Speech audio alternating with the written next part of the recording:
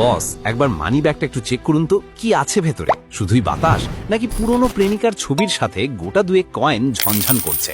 অথচ ফেসবুকে ঢুকলেই দেখছেন আপনার সেই ল্যাংটা কালের বন্ধু মফিজ কক্সবাজারে গিয়ে সানগ্লাস পরে পোজ দিচ্ছে। আর আপনি ঘরে বসে ভাবছেন, শালা মফিজের এত টাকা আসে কোথা থেকে?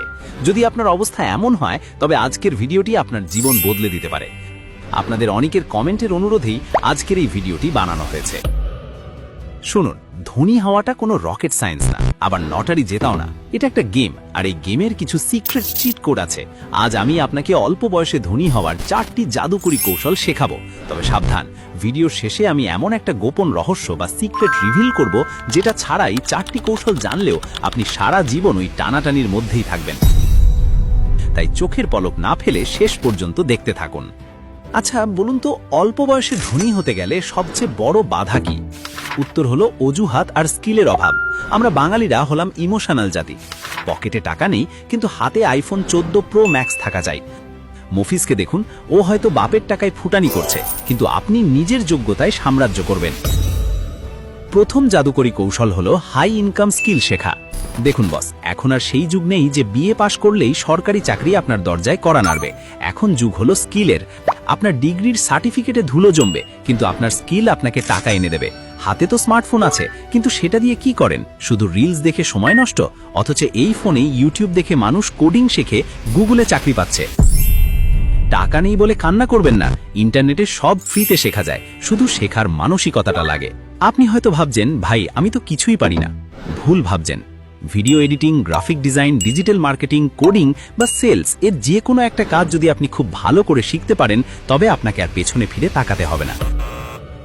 মনে রাখবেন, আপনি কতক্ষণ কাজ করছেন তার উপর টাকা আসে না, আপনি মার্কেটে কতটা ভ্যালু বা মূল্য দিচ্ছেন তার উপর টাকা আসে। একজন রিক্সা চালক রোদে পুড়ে 10 ঘন্টা খাটে, কিন্তু একজন সফটওয়্যার ইঞ্জিনিয়ার এসি রুমে বসে 1 ঘন্টায় তার চেয়ে বেশি আয় করে। কেন? কারণ ওই ইঞ্জিনিয়ারের স্কিল আছে, যা সবার নেই। তাই চায়ের দোকানে আড্ডাবাজি কমিয়ে আজই একটা হাই ইনকাম স্কিল শেখা শুরু করুন। নিজেকে এমনভাবে তৈরি করুন যেন মানুষ আপনাকে খুঁজে বের করে কাজ দেয়। দ্বিতীয় কৌশলটি হলো লায়াবিলিটি বনাম অ্যাসেটের পার্থক্য বোঝা। সোজা বাংলায় বললে, যে জিনিস আপনার পকেট থেকে টাকা বের করে নেয় সেটা হলো লায়াবিলিটি, আর যে জিনিস আপনার পকেটে টাকা ঢোকায় সেটা হলো অ্যাসেট। আপনি যে বাইকটা ইএমআইতে কিনেছেন, সেটা কি আপনাকে মাস শেষে টাকা দিচ্ছে? না, বরং তেল খরচ, মেইনটেনেন্স আর ইএমআই বাবদ আপনার পকেট খালি করছে। এটা একটা লায়াবিলিটি। মনে রাখবেন, বড়লোক হওয়ার ভান করা আর সত্যি বড়লোক হওয়া দুটো সম্পূর্ণ আলাদা জিনিস। পকেটের শেষ টাকা দিয়ে ব্র্যান্ডের ঘড়ি না কিনে সেই সময় নিজেকে ডেভেলপ করুন। আপনার সময় দামি হলে 10 টাকার ঘড়ি পড়লেও মানুষ আপনাকে সম্মান করবে।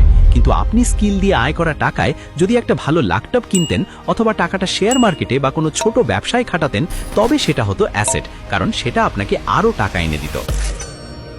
ধনীরা আগে অ্যাসেট বানায়, তারপর সেই অ্যাসেটের টাকা দিয়ে বিলাসিতা করে।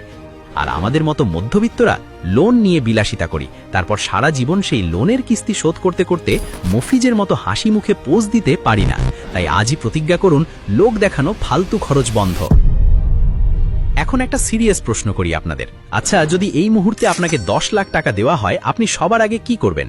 1, একটা চকচকে স্পোর্টস বাইক কিনবেন, নাকি 2, টাকাটা দিয়ে কোনো বিজনেস শুরু করবেন?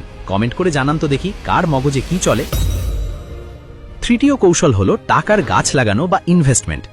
না বস, কোনো ম্যাজিক না, আমি কম্পাউন্ডিং এর কথা বলছি। ধরুন আপনি প্রতিদিন বিড়ি বা কফির টাকাটা না খেয়ে জমিয়ে সেটা সঠিক জায়গায় ইনভেস্ট করলেন। 10-15 বছর পর এই সামান্য টাকাই বিশাল অঙ্কে পরিণত হবে। ব্যাংকে টাকা জমানো মানে উই পোকাকে খেতে দেওয়া, কারণ মুদ্রাস্ফীতি বা ইনফ্লেশন আপনার টাকার মান কমিয়ে দিচ্ছে। আজকের 100 টাকা 5 বছর পর 60 টাকার সমান হয়ে যাবে। তাই টাকাকে অলস বসিয়ে রাখা মানে নিজের পায়ে কুড়াল মারা। তবে সাবধান বস, শর্টকাটে বড়লোক হতে গিয়ে এক বন্ধু জুয়া বা বেটিং অ্যাপে জীবন শেষ করে দিয়েছে। ওগুলোর অ্যালগোরিদম আপনাকে ভিখারি বানানোর জন্যই সাজানো। এই বিষয়ে বিস্তারিত জানতে ডেসক্রিপশন বা আই বাটনে দেওয়া ভিডিওটি দেখে আসুন। তো যেটা বলছিলাম, অল্প বয়সে ধনী হওয়ার মূল মন্ত্র হলো যত দ্রুত সম্ভব সঠিক ইনভেস্টমেন্ট শুরু করা। টাকা ব্যাংকে ফেলে না রেখে মিউচুয়াল ফান্ড বা বিশ্বস্ত ব্যবসায় খাটান। মনে রাখবেন, টাকা যখন অলস বসে থাকে তখন তার মূল্য কমে, আর টাকাকে যখন কাজে লাগাবেন তখন টাকা বাচ্চার মতো আরও টাকার জন্ম দেয়। আপনি কি চান না আপনার টাকা আপনার জন্য কাজ করুক যখন আপনি নাকে তেল দিয়ে ঘুমাচ্ছেন? চতুর্থ এবং অন্যতম গুরুত্বপূর্ণ কৌশল হলো সঙ্গ দোষে লোহা ভাসে, আবার সোনাও ডোবে। আপনি কাদের সাথে মেশেন, আপনার বন্ধুদের আড্ডার বিষয় কি, তারা কি সারাদিন বসে কার গার্লফ্রেন্ড কার সাথে পালালো এসব নিয়ে আলোচনা করে? যদি উত্তর হ্যাঁ হয়, তবে বস আপনি খুব বড় বিপদে আছেন। এরা হলো এনার্জি ভ্যাম্পায়ার, যারা আপনার স্বপ্ন চুষে খেয়ে ফেলবে। একটা কথা প্রচলিত আছে, আপনি আপনার সবচেয়ে কাছের 5 জন বন্ধুর গড় ফল। অর্থাৎ আপনার বন্ধুরা যদি অলস, নেতিবাচক এবং লক্ষ্যহীন হয়, তবে আপনিও অজান্তেই তাদের মতো হয়ে যাবেন। তাই আজই আপনার ফ্রেন্ড লিস্ট ফিল্টার করুন। মুফিজ যদি শুধু সময় নষ্ট করে, তবে তাকে এড়িয়ে চলুন। এমন মানুষের সাথে মিশুন যারা জীবনে বড় কিছু করতে চায়, যারা আপনাকে মোটিভেট করবে।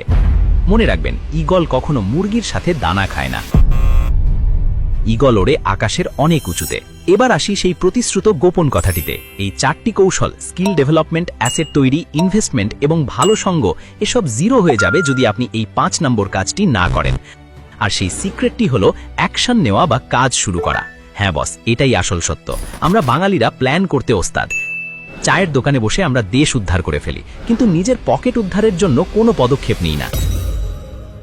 ফেল করার ভয় পাচ্ছেন? মনে রাখবেন, ফেল তারাই করে যারা চেষ্টা করে, আর যারা চেষ্টাই করে না তারা তো আদিই হেরে বসে আছে। লোকে কি বলবে, এই রোগ থেকে বের না হতে পারলে জীবনে উন্নতি হবে না। আমরা ভাবি কাল থেকে শুরু করব, কিন্তু বিশ্বাস করুন, সেই কাল আর কোনোদিন আসে না। রাস্তায় নামলে তবেই পথ চেনা যায়, ঘরে বসে ম্যাপ দেখলে গন্তব্যে পৌঁছানো যায় না। তাই এই ভিডিওটা শেষ হবার সাথে সাথে নিজেকে প্রশ্ন করুন, আজ আমি আমার স্বপ্নের জন্য ছোট্ট কি পদক্ষেপটা নিতে পারি। অল্প বয়সে ধনী হওয়া মানে শুধু টাকার পাহাড় গড়া নয়, এর মানে হলো স্বাধীনতা এবং মা বাবাকে তাদের স্বপ্নের জীবন দেওয়া। মুফিজের মতো শুধু লোক দেখানো নয়, সত্যিকারের স্বাচ্ছলতা যদি চান, তবে আজ থেকেই বদলাতে শুরু করুন। যেহেতু এই ভিডিওটা আপনাদের কমেন্টের ওপর ভিত্তি করেই বানিয়েছি, তাই তোমরাই ঠিক করবে এর পরের ভিডিও টপিক কি হবে। আমি দুটো অপশন দিচ্ছি। 1. ছাত্র জীবনে টাকা জমানোর এমন 5টি গোপন কৌশল, যা জানলে আপনি ছাত্র অবস্থা থেকেই টাকা জমাতে বাধ্য হবেন, আর বাবার কাছে হাত পাততে হবে না। নাকি 2. ঘরে বসে জিরো ইনভেস্টমেন্টে শুরু করা যায় এমন 5টি ফাটাফাটি বিজনেস আইডিয়া, যা আপনাকে বেকারত্বের অভিশাপ থেকে মুক্তি দেবে। কোনটা চাই, 1 নাকি 2? ঝটপট কমেন্টে জানিয়ে দিন। শোনেন বস, আপনাদের সাবস্ক্রাইব করার জন্য তেল বাড়বো ওই দিনকাল শেষ। আমরা এখানে কোনো আলতু ফালতু স্বপ্ন বেছি না। সত্য কথা তিতা লাগে, আর বেশি মিষ্টিতে ডায়াবেটিস হয়।